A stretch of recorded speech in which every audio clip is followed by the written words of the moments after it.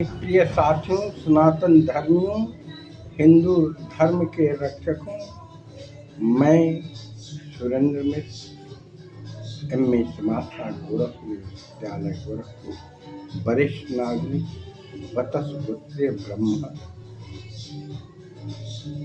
MA समाजशास्त्र गोरखपुर विश्वविद्यालय गोरखपुर वर्ष 1972-73 और NMS बिहार सरकार जिला सिवान मेरवा NMS। मैं प्यारे साथियों आपको बताता हूँ, युद्ध साथ वैमनस्य बराबरी में ही शोभा देता है। मेरे प्यारे साथियों, मगर मैं कहूँगा किसी से ईर्ष्या द्वेष नहीं करना चाहिए। करने का फल बहुत ही बड़ा भयानक होता है। मैं अब जागो हिंदू ब्राह्मण एकता मन से आपको बहुत बड़ा रोचक कहानी बता रहा हूँ। जानते हैं, जो हमारे काशी नरेश की 3 लड़कियां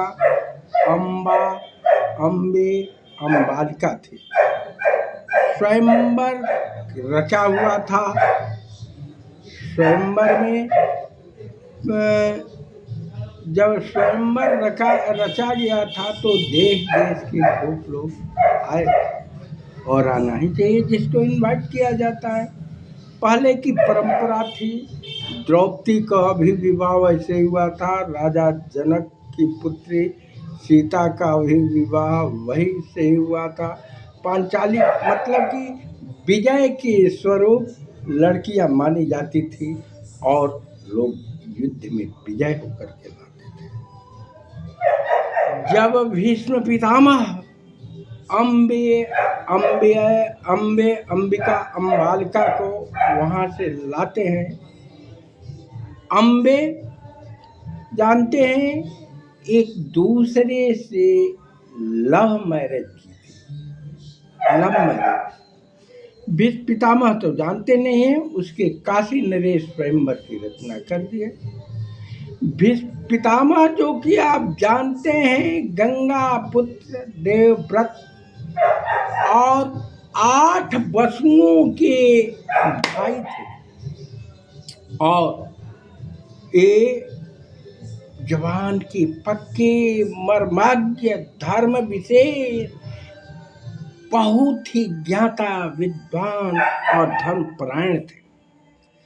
जब तीनों को जब लाए तो अम्बा कहती है कि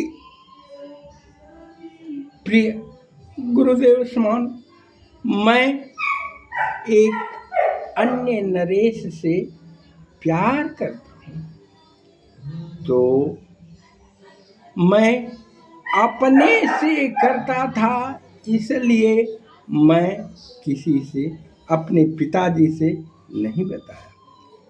तो भीष्म पितामह कहते हैं कि ये तो आपको अपने पिताजी से ही बता देना चाहिए कि 2 लड़कियों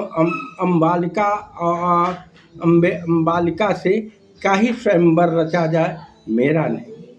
आपने गलत किया। और अपने साथ के समाज ब्राह्मणों को, वृद्ध ब्राह्मणों को बुला करके ससम्मान डोली कहार ले करके और उस राजा से जिससे कि ये प्यार करते थे अम्बा, उसके पास भेजे। वह देखते ही कहा कि मैं क्षत्रिय धर्म का पालन करने वाला, युद्ध संग्राम में पितामह से हार गया, मैं तुम्हें स्वीकार नहीं किया। दान देना, दान मैं नहीं ले सकता, मैं युद्ध में हार गया। और बहुत दोनों में तर्क होता है, माफी मांगती है, पैर पड़ती है, हजारों के बाद वो स्वीकार नहीं करते। अंत में क्रोधित होकर कहते हैं कि तुम चले जाओ, नहीं तो मैं तुमको निकलवा दूंगा। यह अम्बा रोती बिलखती चली आती है।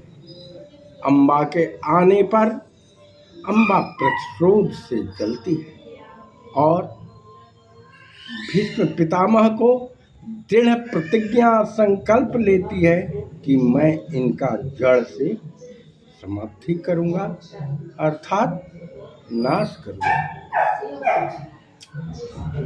करना तो चाहिए उसको, उस जिससे प्यार करती थी, मगर उनसे या अपने पिता पर करती, मगर वो करती है भीष्म पितामह। ये मैं घटना जानते हैं, आपको क्यों बताता हूँ कि संकल्प बहुत ही बुरा होता है। तो जब वो आते हैं तो भीष्म पितामह से दृढ़ संकल्प, मतलब उनके वंश का ले लेती हैं, और जब वहाँ से जाती हैं और उनसे अपने पिता के पास जा नहीं सकती। भीष्म पितामह उनको दे दिए थे और वो राजा प्रत्याज्ञ कर दिए थे, अतः वह नारी अम्बा साधुओं के समाज में रो रो करके अपना दिन बिता रही थी। अब बिता रही थी तो और ये सोचती थी कि मैं भीष्म पितामह का कैसे वध करूं, इसलिए वो अच्छे से अच्छे वीर को तलाशती थी। साधुओं के ठीक बैठ बैठ करके रो करके अपने प्रतिज्ञा को पालन करती थी। उस समय उसके नाना जो ब्रह्म ऋषि थे, संयोग होता है, आ गए सन्यासियों के पास और कहे कि गुरु ये कौन है साधु समाज में, ये क्या करते हैं। उन ऋषियों ने बताया ये काशी नरेश की पुत्री अम्बे है। अम्बालिका दो को तो स्वयंवर में जीत लिया,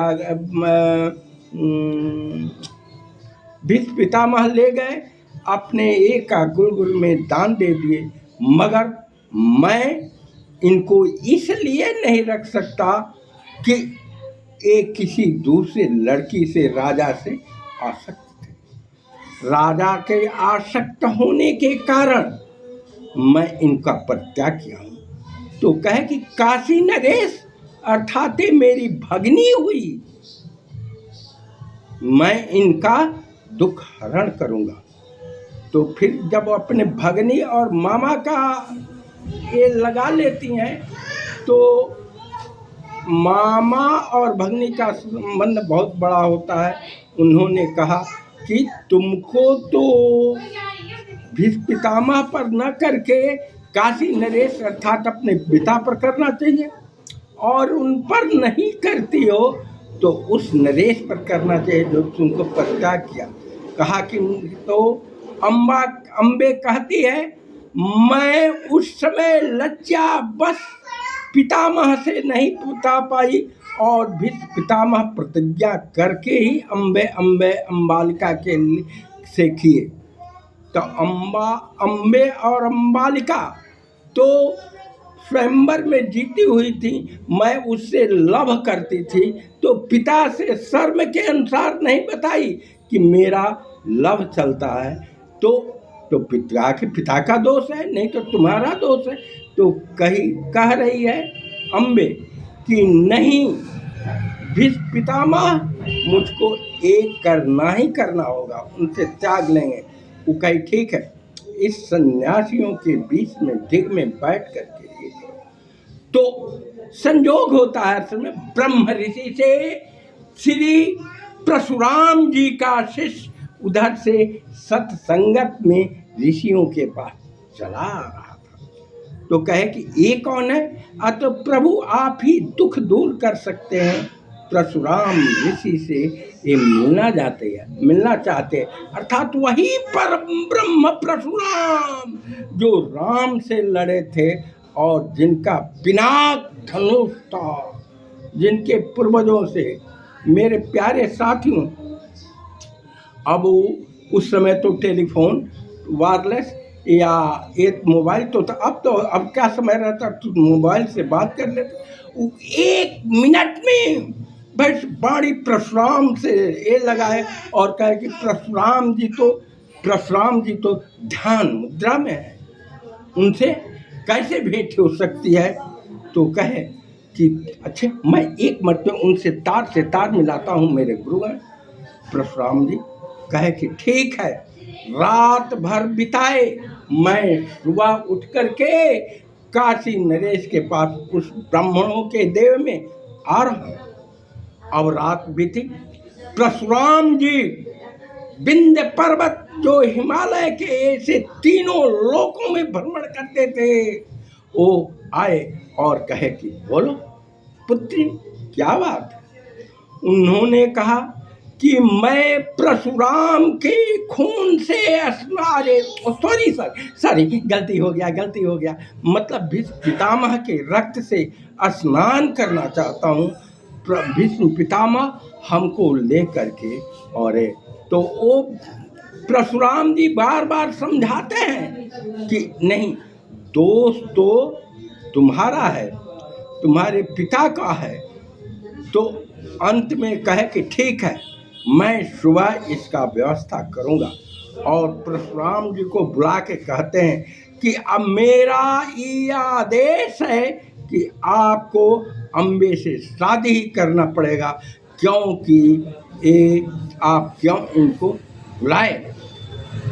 जब ऐसा हुआ तो भीष्म पितामह कहे कि आप मेरे गुरु हैं। परशुराम जी के 4 शिष्य थे, कर्ण, द्रोणाचार्य, कृपाचार्य और भीष्म पितामह जी उनके बुलाने पर चरणों पर गिर के नतमस्तक होके बार बार आग्रह किए कि प्रभु मुझसे युद्ध के लिए न ललकारा जाए। परशुराम जी कहते हैं मैं तो तुम्हें एक ही बात कहता हूँ कि इससे अम्बे से शादी करो, और नहीं तो तुम्हें वध किया जाएगा। परशुराम जी कहते हैं कि भुजबल भूमि भूप बिनु किन्ने किति बार मोहि देवन दिन्ने। मैं राजाओं क्षत्रिय वंश का विपुल बार नाश करके अपने इस स्पर्श से और ब्राह्मणों को दान दे दिया। मैं इस ब्राह्मणों के समाज में दृढ़ संकल्प लेता हूँ कि तुम की तो अम्बे से शादी करो, और नहीं तो तुम्हारा नाम। परशुराम जी बार बार आग्रह करते हैं कि आप हमें युद्ध के लिए ललकारिए नहीं। मैं आपका शिष्य पुत्र समान हूँ, और मेरा कर्तव्य होता है कि मैं आपके वचनों का पालन करूं, मगर जो मैं देव व्रत दृढ़ संकल्प ले लिया हूँ कि आजीवन व्रत रहूँगा तो रहूँगा, मैं शादी नहीं करता। तो परशुराम जी कहते हैं तुम्हें मुझसे युद्ध करना ही होगा। प्रभु भीष्म पितामह उनके चरणों में बार बार पड़ते हैं, मगर कहते हैं कि यदि तुम क्षत्रिय हो तो मेरे गुरु होने के लिए आदेश है कि तुम हमारे हमसे युद्ध करो। सुबह हुआ, वो आकर के कहे कि मैं अपने माँ गंगा से और विष्णु से आदेश लेकर के ही करूँगा। पंडित को बुलाए, सभी पंडितों को वेद अनुसार पूछा गया, तो वो लोग कहे कि गुरु की कृपा से ही गुरु से युद्ध नहीं करना चाहिए, मगर यदि गुरु आदेश देता है तो उससे युद्ध करना आपका परम धर्म होता है। माँ गंगा कही कि तुम नहीं जानते हो, वो परशुराम भोलेनाथ, माँ पार्वती और मेरे प्राणनाथ के शिष्य हैं। मैं उनके जटा में रहती हूँ, और वो तुम्हारे अर्थात बाबा हुए, उनके साथ युद्ध न करो। तो भीष्म पितामह कहते हैं ये उनका आदेश है और युद्ध करना ही करना है। तब परशुराम जी जब विवश कर देते हैं, वो आते हैं तो उनके 5 बार परिक्रमा करके उनके चरणों में गिर करके और आदेश मान करके चांदी से गुथा हुआ रथ 4 घोड़ों से सुसज्जित लेकर के और जो दिव्यास्त्र लेकर के जाते हैं। और जब परशुराम जी पृथ्वी पर खड़ाऊ बन के युद्ध करते हैं, भीष्म पितामह कहता है नहीं, आप मेरे गुरु हैं, धर्म का आदेश है, निहत्थे पर, निर्बल पर और जो अस्त्र से सुसज्जित न हो उसको से युद्ध नहीं करना चाहिए। भीष्म पितामह कह रहे हैं, अरे परशुराम जी कहते हैं तू नहीं जानते हो, माँ सरस्वती ब्रह्मा विष्णु महेश मेरे कौच है, मैं भोले ब्रह्मा विष्णु का ये हूँ, सरस्वती माँ लक्ष्मी दुर्गा काली मेरे कौच हैं और ये है, तो युद्ध करो। परशुराम अरे भीष्म पितामह 2 बाण मारते हैं, पहला उनके पैर में और दूसरा उनके कान में, अर्थात मैं आपको प्रणाम करता हूँ, नमस्कार करता हूँ, और कान में के मतलब कि मैं आदेश लेता हूँ। इस पर भीष्म पितामह और कर्ण में युद्ध हुआ। देखते हैं कुछ देर के बाद कि रथ स्वर्ण से सुसज्जित हीरे मोती रातों से लड़े और भयंकर युद्ध हो रहा है। इस तरह से लड़ते लड़ते 23 दिन युद्ध बीत गया। जानते हैं संध्या समय परशुराम जी के पूरे सैनिक और सेनानियों का व्यवस्था खाने पीने सोने के लिए पितामह करते थे और सुबह सूर्य उगने से सूर्य डूबने तक दोनों में युद्ध हो गया। जब दोनों आदमी भयंकर युद्ध होते होते हार गया, न एक कर पाते थे न वो, तब परशुराम जी ने कहा मुझे शिष्य गुरु का संकल्प है, तू कभी युद्ध में अपना न समझना और यदि युद्ध नहीं करोगे मुझसे सत्यनिष्ठा से तो मैं तुमको श्रापित कर दूंगा और ये बुद्धि काम नहीं करेगा। मेरे प्यारे साथी, भीष्म पितामह का और परशुराम जी का युद्ध जब 23 दिन बीत गया, 23 ब्रह्मलोक तीनों लोग हाहाकार मच गए, तो माँ एक बार परशुराम जी निद्रा में सोए थे, तो उनको उनकी अष्ट वसु आकर के कहे वो दिव्यास्त्र चलाओ जिससे कि परशुराम जी का सर्व ये हो जाए, विद्या करने। वो नहीं चाहते थे, मगर जब बस और गंगा का आदेश पाए सभी देवलोक तीनों भुवन 14 लोग आकर के दिव्यास्त्र जब अपने प्रत्यांचा चलाते हैं, नहीं ऐसा नहीं होना चाहिए, इनका तो रुक गया, मगर वही अश्वत्थामा दिव्यास्त्र चला दिया था तो रोकना नहीं जानता था, इसलिए दिशा मोड़ा और उतरा और उनके गर्भ। मेरे प्यारे साथियों, तब भी अम्बा और अम्बालिका तो दोनों अम्बे माँ उनके रह गई और अंत तक जब पहले नहाना छोड़ दी, भोजन करना छोड़ दी, स्नान ध्यान के बाद मल मूत्र त्यागना छोड़ दी, गंगा जल जमुना जी का पानी पी करके रहती थी। अंत में गंगा और रेखा ले करके और वही जो प्रभु उनके किससे मारा गया है, जो कि आज शिखंडी कहते हैं, है ना, उसका रूप धर के वही मारे तो हैं उनके वत्स अर्जुन, मगर वो पहले से ही दृढ़ संकल्पित थे, वो जानते थे कि युद्ध वो वही शिखंडी वही है जो कि आज मेरा वही वो सामने न आए, नहीं तो मैं युद्ध अस्त्र छोड़ दूंगा।